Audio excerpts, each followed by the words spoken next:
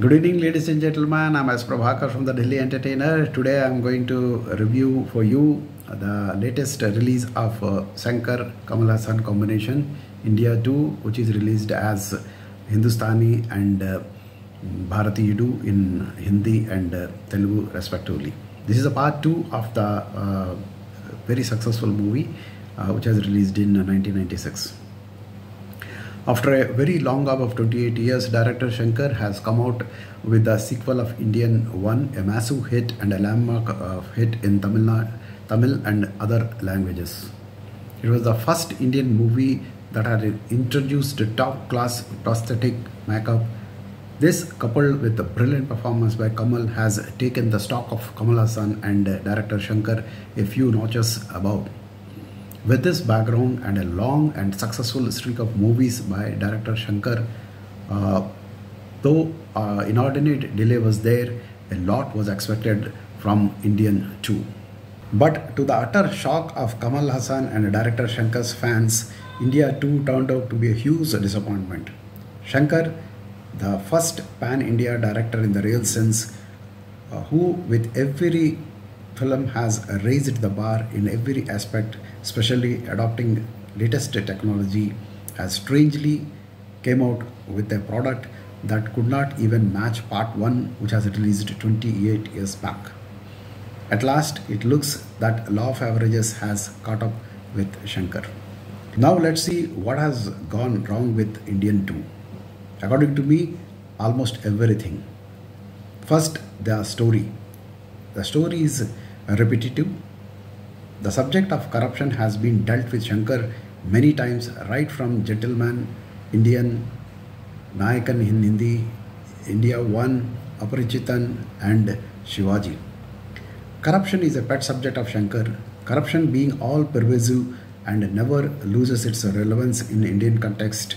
By treating interestingly, Shankar has succeeded in all his previous attempts, but Indian 2 he has fell flat on his face and failed to come out with a engaging product.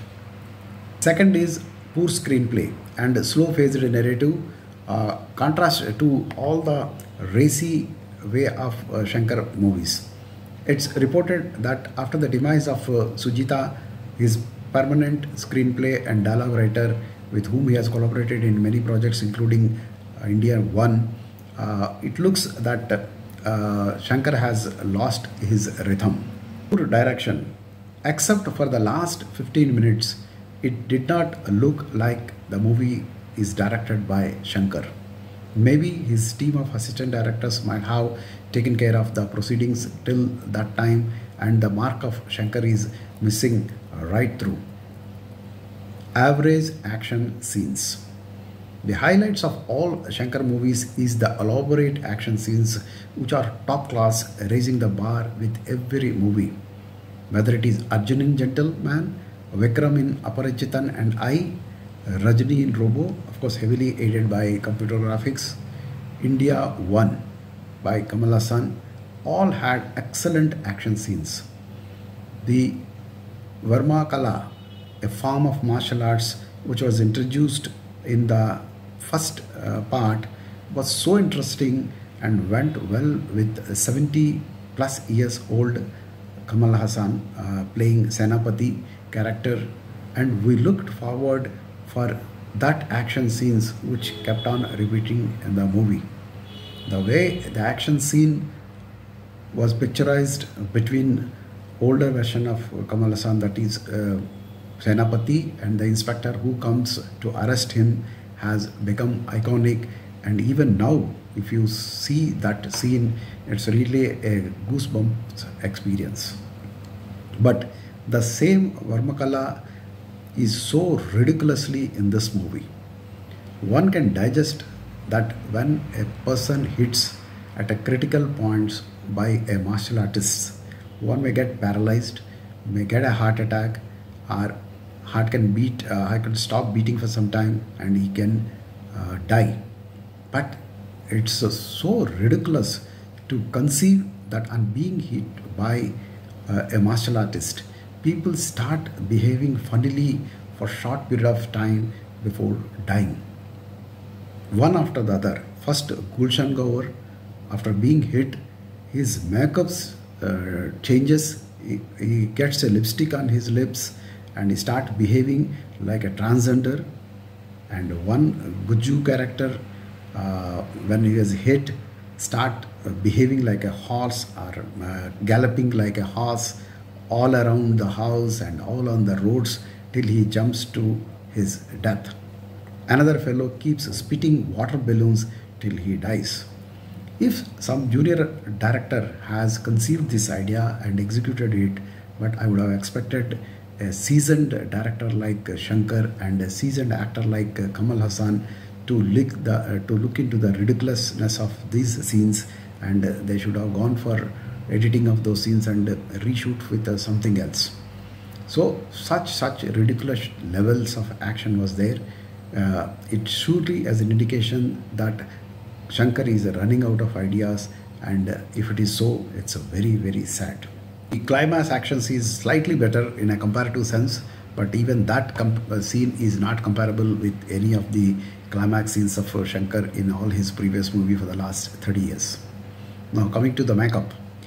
In Indian 1, Kamal essayed 3 roles: younger Senapati in his 40s, older Senapati in his 70s, and his son in his 30s.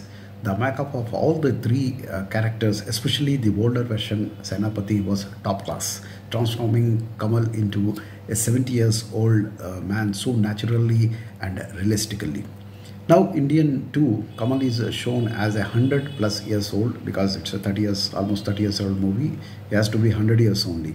So Shankar has run out of ideas in choosing the right get-up for 100 years plus man, who I think has never figured in any of the Indian movies, and that too a guy who not only stands on his feet, he can run around, he can beat up dozens of goons and all those things.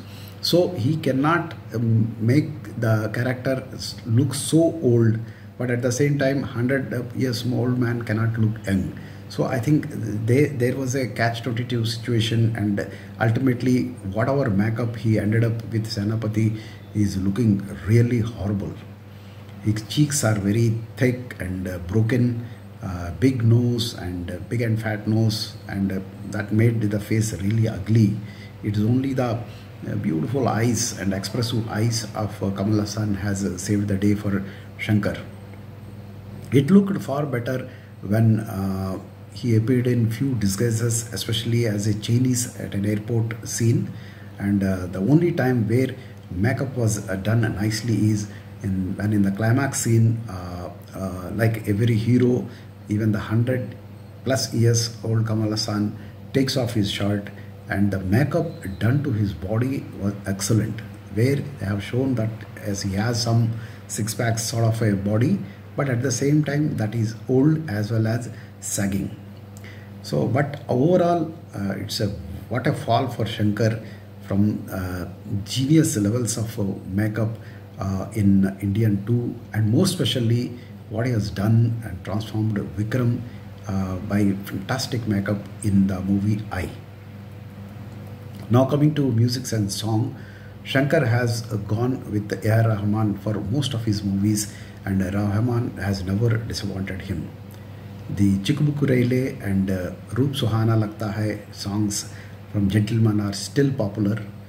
The same way Mukkala Mukabla from Kadalan and all songs of Indian 1, especially the group song when Kamal Hassan in a younger version and pre-Independence Day era are super hits. Another specialty of Shankar movies is mounting of songs and dance sequences at a huge level.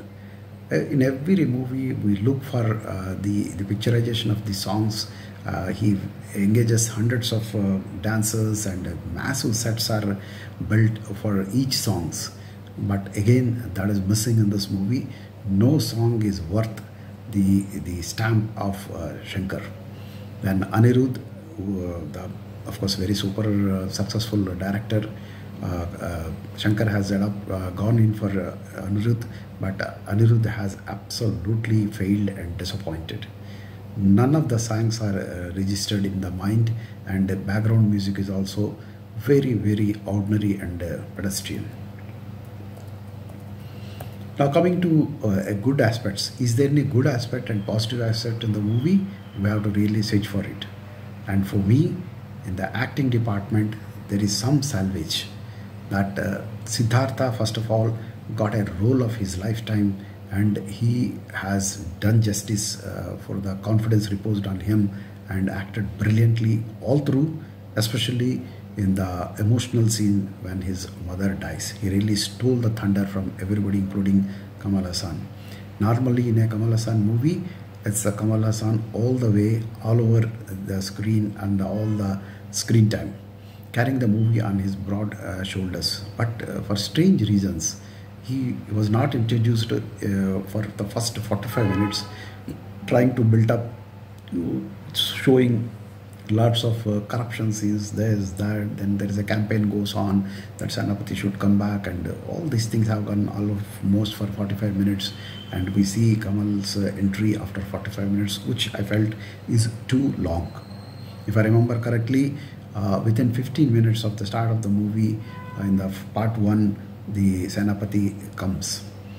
Then not only it is delayed, but the overall screen time is also not as much as we expect in a Kamal Hassan's movie. But whatever may be the limitations of the movie, being a fantastic actor, Kamal has stole the show in many scenes, very emotional scenes. And as I said, that though the makeup was very bad, his expressive eyes, he has acted through his eyes in this movie, and body language. Two things are really impressed me very well. That is expressive eyes and a fantastic body language, which is going with his age. Apart from other people, Samudrakani acted very well, and Bobby Sinha acted well as an inspector. In all the movies of Shankar, there will be some police officer chasing the hero, and the same formula has been adopted here. Right through, Bobby was there chasing the Senapati, so he did a pretty decent job. But famous director and actor S.J. Surya has disappointed, and he was very, very loud, and his makeup and his ornaments put in were really not up to the mark. Brahmanandam is wasted in a 2 minutes role without any dialogues. In fact, I have seen the promos in Telugu states. He got more time on the stage in the promotion than in the movie. I don't know why he was taken and wasted. Though the director tried to cover all facets of corruption cases in all walks of life, like education, business, food, beverages, environment, and even in investigative agencies of India, so we can relate all those scenes with the things which have happened around in present or past. And to make it a pan-India movie, they have shown almost all states, incidents happening in different states, and everywhere corruption is there. But the only novel idea which Shankar has adopted in this movie is that it is the children whom the Senapati targets this time, and say, apart from all other things, you try to find out in your house whether your parents or any person in the family is corrupt, and if they are, you are the best person to expose them. This idea is a good idea, and whole film centers around children trying to find out whether their parents and uncles, aunts, whether honest or dishonest. If they're dishonest, and they record the conversations and other things, and they expose them and they get arrested. But the number of people who are caught through this means, that is children and nephews, nieces, catching their parents and uncles, aunts, and getting them arrested, goes to such an extent, beyond one point. Every person, by being brainwashed by their parents, uncles, aunts, that what for we are become corrupt and for whom we are doing. Of course, that's not a justification, but the children gets carried by the emotions, especially after Siddharth's character's mother commits suicide, because Siddharth, who is the protagonist in this movie, gets his father arrested, who himself is a senior officer in one of the intelligence agencies. So from there, the film takes a turn, and not only Siddharth and all other people who follow him in anti-corruption movement go against Senapati and start demanding the Senapati to go back where from he has come. And of course, all the people who suffered and the villains joined the bandwagon in making sure that they throw away the Senapati, because he's creating trouble for him. Overall, the movie is below average from the standards of Shankar as well as Kamal. At the end of the movie, a small trailer of Indian 3 was shown, which actually is a prequel to Indian 1 and 2. That actually looked better, because after the stupendous success of Indian 1 some 20 years back, Shankar should have gone for prequel covering the younger version of Senapati and his fight against the British. That could have made a far engaging and interesting story to tell, rather than this part 2. Now unnecessarily, after 28 years, he wasted his time, energy in making this very average movie as part 2, and now he is going for part 3, and it is not going to be easy, because first of all, after 28 years he is making part 2. Now he maybe, even if the partially the shooting is over, it may take another year or two. By that time maybe Kamal will turn 70. So at the 70, to look like somewhere around mid 30s or late 30s is going to be difficult in part 3. So there it's a big blunder on the part of Shankar to plan this way. But anyway, that is what the state of mind it looks like Shankar is in these days, and it's a huge disappointment for me, because I am a die-hard and hardened fan of both Shankar as well as Kamal Hassan, and I never miss a movie of theirs. I might have seen all the movies of Shankar and almost all the movies of Kamal Hassan, which are dubbed in Telugu and which are straight released in Hindi. So both of them have disappointed, and this disappointment will definitely rub on the wrong side of his next releases, not only for India 3, but another pan-India movie. It is almost ready for release, which is starring Ram Charan. The name of the movie is Game Changer. So the producers and other people involved, especially Ram Charan, must be feeling very uncomfortable with this outing of Shankar, in what way it is going to affect the fortunes of Game Changer. I strongly recommend you to avoid this movie and save your 3 precious hours in life, and it's a very slow-paced and boring affair. Instead, you can still enjoy India 1, Aparichitan, I and Robo. So that's all from me, and I'll come back with some review in the near future. Till that time, I as Prabhakar sign off.